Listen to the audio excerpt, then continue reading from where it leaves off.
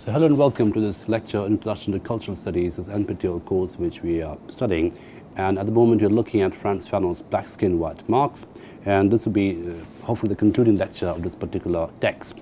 So we're talking about, in the last lecture, we're talking about how Fanon is critiquing Mannoni's idea of dependency complex and looking at that kind of reading of the black man's psychology as a very essentialized kind of reading which sort of legitimizes imperialism, legitimizes racism, because that proves, quote unquote, proves really empirically that the black man depends on the white man to be rescued, to be redeemed, to be civilized, etc.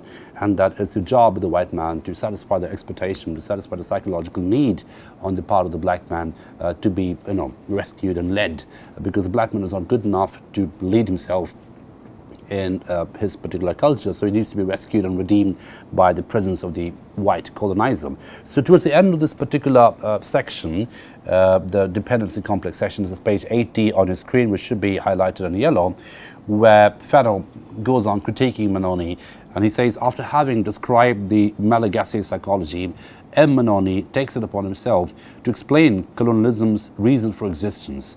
In the process, he adds a new complex to the standing catalogue, the Prospero Complex. So this is a very interesting complex that Mannoni theorizes, and this is something that Fanon explains and then critiques quite naturally.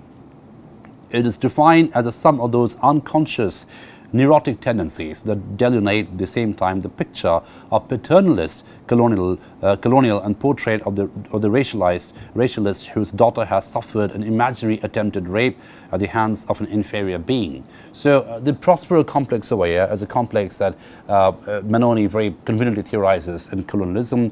It is a complex which combines a paternal instinct, a paternal colonial instinct, the part of the colonizer, as well as a fear, a neurotic fear of the colonizer that his daughter is going to be raped or going to be violated or molested by the colonized. So this is obviously a reference to Shakespeare's Tempest, where there is this constant fear that Prospero has that his daughter Miranda could be molested, could be embarrassed, it could be violated by the savage Cannibalism, who ironically actually is the original inhabitant of the island. So the fact that Prospero is coming from outside and territorialized and taken over the island is very conveniently glossed over. And what we have instead is a very long and sort of psychological depiction of Prospero, of Caliban's savagery and the associated fear that he would use his savagery to violate the innocent Miranda, who's obviously the white woman and needs to be protected.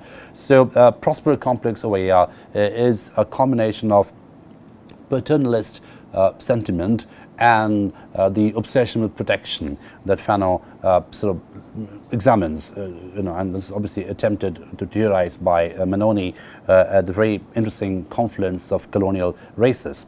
Okay, so Prospero, as we know, is the main character of Shakespeare's comedy, The Tempest. So interestingly, Fanon sort of treats Tempest as a comedy, although in normal parlance, in normal Shakespeare scholarship, we use the word romance for Tempest. It's an idyllic romance. It's something which is sort of not comedy or tragedy, but a different kind of a genre. But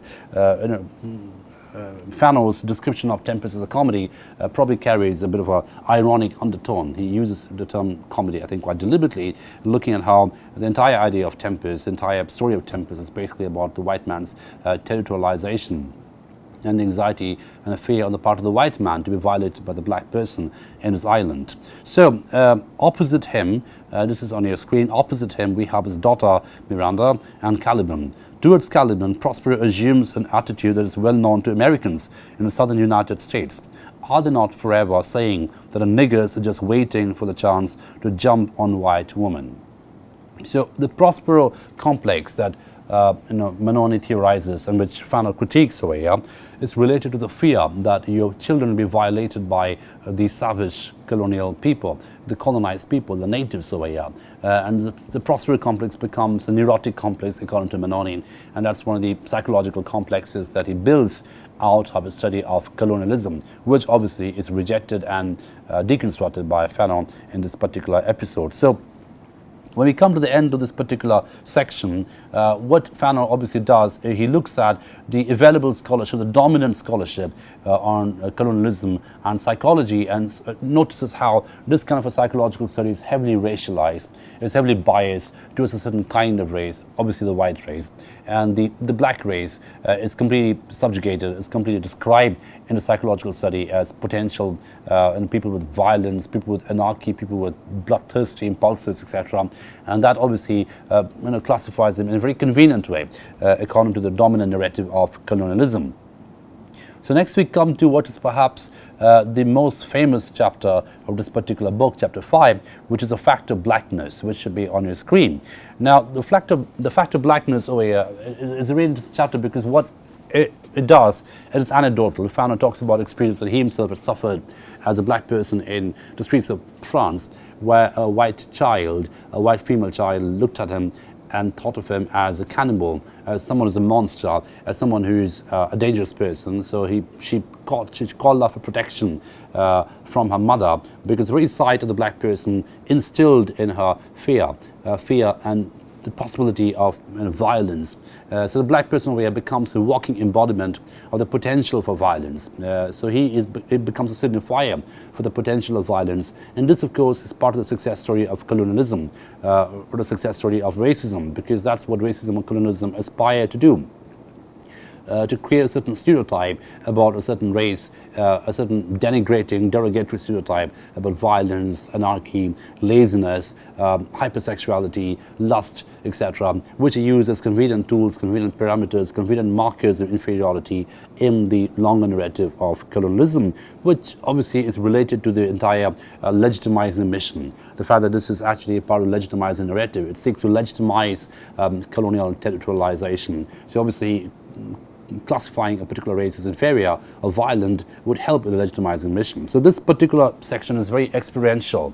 It's something which is anecdotal, something which is subjective, something which is almost phenomenological, and deeply psychological as well. So Fanon talks about how being looked at, being gazed at as a black person by a white child is a very reifying, objectifying experience, because then that particular gaze is a gaze towards a monster. That gaze expects monstrosity from the black person. That gaze expects savagery from the black person, and as a result of which, the human being who is black over here is unsettled cognitively as well as schematically. So the entire cognitive schema crumbles under this particular gaze, which is essentially essentializing, which is commodifying, reifying, as well as alienating. Okay, so it's a very problematic and disturbing kind of a description that Fanon provides over here, but we'll read it in detail and find out what really goes on. So the opening lines over here are quite suggestive. Dirty nigger, or simply look a negro. So any of these statements would do. Look a negro. I came into the world imbued with the will to find a meaning in things. My spirit filled with a desire to attain to the source of the world, and then I found that I was an object in the midst of other objects. So this process of objectification is obviously part of the package of racialization, which is operative over here. Sealed into that crushing objecthood. So there's a degree of sealing, a degree of claustrophobia, the degree of being coffined into that objectification, which happens over here. Sealed into the crushing objecthood, I turned beseechingly to others. So he turns imploringly to others, expecting to find sympathy, expecting to find empathy, which obviously doesn't exist. Their attention was a liberation running over my body, suddenly abraded into non-being. So there's a process of becoming a non-being, which is operative over here, a process of becoming an object of hatred, an object of revulsion, of disgust, etc. Endowing me once more with an agility that I thought I'd lost, and by taking me out of the world, restoring me to it. But just as I reached the other side, I stumbled, and the movements, the attitudes, the glances of the other fixed me there, in a sense in which I was a chemical solution is fixed by a dye. So again, the whole process is described using very chemical metaphors over here. This is almost like a permanent change, where something is chemically changed by dye, so you become something else. And of course, dye over here carries the metaphor of color, which becomes a very crucial signifier in this particular experience. So it's used as metaphors was a chemical corollary, which is happening over here. So it's a chemical solution, it's a chemical change in the sense that it's actually permanent, but at the same time, there's a degree of coloration which happens over here, because it's all about color. Epidermalization is at work here. Nothing happened. I burst apart. Now from the fragments, I have been put together again by another self. So what we see over here is a process of unselfing. It's a splintering of the subject, the splintering of the self, which takes place due to this particular objectifying gaze, which the human subject is subjected to, suffers in this particular experience. So in the Weltanschauung of colonized people, in the worldview of the colonized people, in the world of the colonized people, there's an impunity, a flaw that outlaws any ontological explanation. So the colonized people come as flawed people by default. That resists any kind of ontologization, any kind of ontological liberation. Any ontological explanation is denied to them precisely because of the impurity and racialized flaw, which is something they're classified with. Someone may object that this is a case with every individual, but such objection merely conceals a basic problem. Ontology, once it is finally admitted as living existence by the wayside, does not permit us to understand the being of the black man. For not only must the black man be black, he must be black in relation to the white man. So again, this is a very relational kind of an experience, a very relational kind of an identity which is at work over here. So blackness and whiteness are relative categories corresponding to civilization, corresponding to lack of civilization, corresponding to savagery, sophistication, culture, and cultural identities. Some critics will take it on themselves to remind us that this proposition has a converse. I say that it is false. The black man has no ontological resistance in the eyes of the white man. So there's no ontology which is offered to the black man. So the black man doesn't have the luxury of ontology. The black man is just an object, a reified, dead object, which is heavily racialized, heavily commodified by this kind of a gaze on the part of the white man. So overnight, the Negro has been given two frames of reference within which he has to place himself. His metaphysics, or less pretentiously, his customs and associates in which they are based were wiped out because they were in conflict with a civilization that he did not know and that imposed itself on him. So his reference points are gone. So there's no reference point for the black man. There's no original reference point for the black man as well, because he is completely consumed by the new reference points which are imposed on him by this kind of a white gaze, by this kind of a culture of colonialism which is at work over here. So it's actually a very existential experience that Fanon describes, and the whole point is one of unsettling. The whole point is being, losing yourself, losing your ego, losing your sense of self, your ownership on your body, your ownership on yourself in the gaze which is commodifying and heavily racialized. Okay, and then he goes on to say, in the white world, the man of color encounters difficulties in the development of his bodily schema. So what is bodily schema? Bodily schema is bodily image, the image you have of your own body, which is related to your ego, which is related to your agency, which is related to your sense of self. And that bodily schema completely crumbles, according to Fanon, and it's obviously a psychological study of what happens when this kind of racism, reifying racism, is at work. So the bodily schema crumbles under this kind of a racist gaze. Consciousness of the body is solely a negating activity. It is a third-person consciousness. The body is surrounded by an atmosphere of certain uncertainty. So look at the oxymoron over here.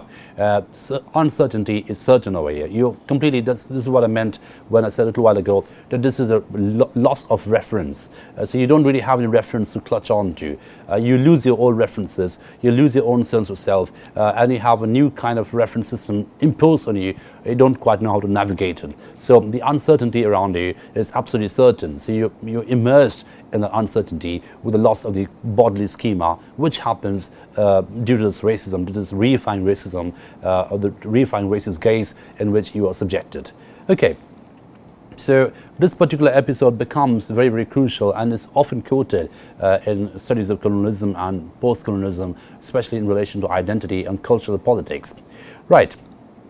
So he goes on and describes this episode in more graphic details on page 84 on your screen, where a little child, a little female child, cries out for help just because she has seen a black person, and the very sight of a black person is evocative of fear for her, is evocative of disgust for her, is evocative of monstrosity for her. So the black person is monstrous by default, according to her. And this is what she goes on to say. Look, a Negro, it was an external stimulus that flicked over me as I passed by and made a tight smile. Look, a Negro. It was true, it amused me. Look, a Negro. The circle was drawing a bit tighter. I made no secret of my amusement. Mama, see the Negro. I'm frightened, frightened, frightened. Now they were beginning to be afraid of me. I made up my mind to laugh myself to tears, but laughter had become impossible.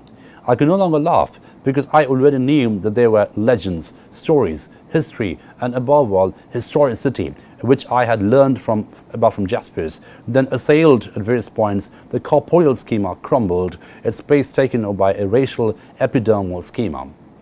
So this entire idea of being encircled by this economy of stereotypes, this entire idea of being encircled by this economy of racist stereotypes is something which is at work over here. And that encircling obviously creates or constructs a claustrophobic condition under which the bodily schema or the corporeal schema crumbles. Your sense of your body crumbles, your sense of yourself crumbles, your ownership on your body crumbles completely, and what you have in this place taking over is a racial epidermal schema. So you are just your race, you are just a skin color. So that becomes the sole identity, and obviously that identity is a monstrous identity. That identity is that of a savage, is that of an uncivilized person who can be potentially violent. So your sense of self, your sense of civilization, your sense of culture, your ownership on your body, which is what the corporeal schema is all about, your knowledge of your body, that goes away completely, and only knowledge you have is a racist, racialized and refined knowledge of your skin. The epidermal schema becomes your sole signifier,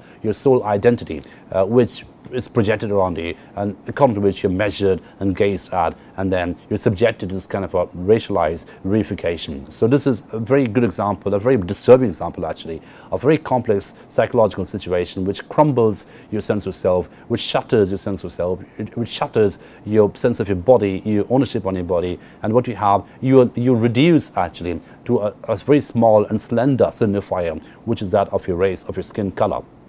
So obviously, this is a process of reduction, and it's extremely reductionist, which is operative over here, but this has a profound psychological impact on the human subject, who is converted into an object, a very shallow object, who is just a skin color and nothing else. So all the complexity, all human emotion, all ambivalence, all empathy, everything is denied to this particular person, and all he has, the only possession he has over here is the skin color, which is used as a racist stereotype against which he is measured. And obviously the measurement is that of a savage, right? So the quotient over here is that of savagery. To what extent is this person savage? That is a key question over here. So Fanon goes on to say, I was responsible at the same time for my body, for my race, for my ancestors. I subjected myself to an objective examination. So the human subject examines itself objectively now. I discovered my blackness, my ethnic characteristics, and I was battered down by my tom-toms, cannibalism, intellectual deficiency, fetishism, racial defects, slave ships, and above all else, above all, show good eating. So, these are the markers, these are the very racist stereotypes against which the human subject over here is marked, the black subject is marked. So cannibalism, fetish, black magic, etc. So that comes back to him, that idea of the black person. So he's objectifying himself over here because he is aware of this objective apparatus of racist stereotypes with which a black person is measured, and those stereotypes come back to him over here, and his sense of subjectivity crumbles completely, and his sense of history erases away completely, his sense of legacy erases away completely, his sense of family, of kinship, of knowledge, of culture suffers a complete and absolute erasure, and what he has instead over here is the objectifying signifiers of cannibalism, fetish, black magic, savagery, violence, etc., which all come back and consume him as an object. So we have a sense of an auto-commodification at work, an auto-objectification at work. So he's objectifying himself as a person over here, right? So he ceases to be a subject and becomes an object even in his own gaze, thanks to this economy around him, the economy of stereotypes around him, in which he is suffering in that kind of economy. So he becomes a suffering subject in that kind of an economy, which consumes him, and he consumes it as well at some point.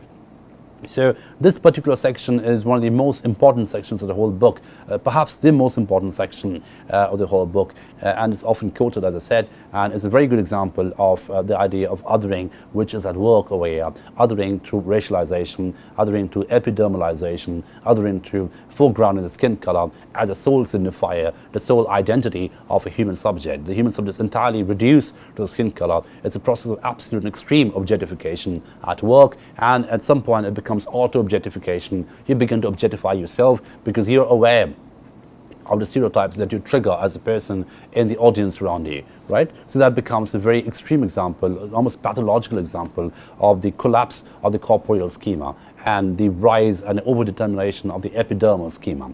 Okay, and so, the corollary, the relationship with the Jew comes back over here again, and again, the sense of racialization, a sense of othering is similar structurally, but then Fanon also delineates the examples and the differences between the Jew and the black person over here. So if we go to page 87 on his screen, which should be on the screen, the highlighted sections over here, and he quotes Zoppelstraat, where he says, in Anti-Semite and the Jew, in page 95, Sartre says, they, the Jews, have allowed themselves to be poisoned by the stereotype that others have of them, and they live in fear that their acts will correspond to this stereotype. We may say that their conduct is perpetually overdetermined from the inside. All the same, and Fanon here marks the difference between the Jew and the black person. All the same, the Jew can be unknown in his Jewishness. He is not wholly what he is. One hopes, one waits. His actions, his behavior are the final determinant. He's a white man, and apart from some rather debatable characteristics, he can sometimes go unnoticed. He belongs to the race of those who since the beginning of time have never known cannibalism. What an idea, to eat one's father. Simple enough, one has only not to be a nigger. Granted, the Jews are harassed. What am I thinking of? They are hunted down, exterminated, cremated, but these are little family quarrels. The Jew is disliked from the moment he is tracked down. But in my case, everything takes on a new guise. I'm given no chance. I'm overdetermined from without.